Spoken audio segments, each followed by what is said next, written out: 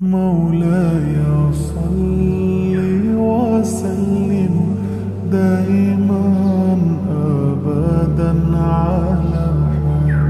حبيبك خير الخلق كلهم.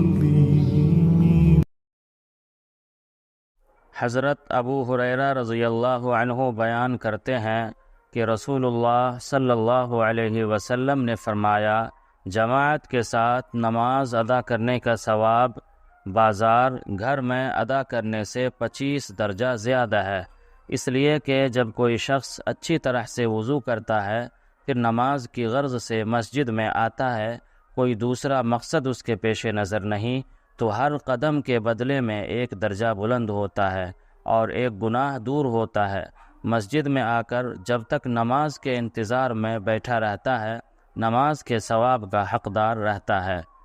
اور جو شخص نماز ادا کرنے میں باوضو اور کسی کو تکلیف نہ دیتے ہوئے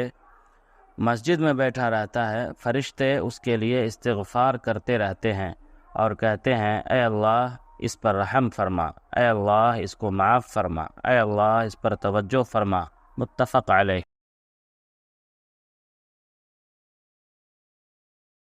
حضرت عبداللہ ابن عباس رضی اللہ عنہما بیان کرتے ہیں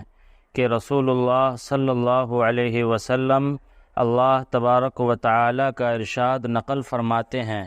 اللہ پاک نے نیکیوں اور برائیوں کو مقرر فرما دیا ہے اور انہیں واضح کر دیا ہے، پس جو شخص کسی نیکی کا ارادہ کرتا ہے لیکن ابھی تک کر نہ سکا تو اس کے نامہ اعمال میں مکمل نیکی لکھنے کا حکم دیتے ہیں۔ اگر ارادہ کرنے کے بعد اس پر عمل بھی کر لیتا ہے تو اس کے نامہ اعمال میں 10 نیکیوں سے لے کر 700 بلکہ اس سے بھی کئی گنا زیادہ نیکیوں کا ثواب لکھا جاتا ہے۔ اور اگر برائی کا ارادہ کرتا ہے لیکن اس کو کرتا نہیں ہے تو اللہ پاک اس کے نامہ اعمال میں مکمل نیکی لکھتے ہیں۔ اگر ارادہ کے بعد اسے کر بیٹھتا ہے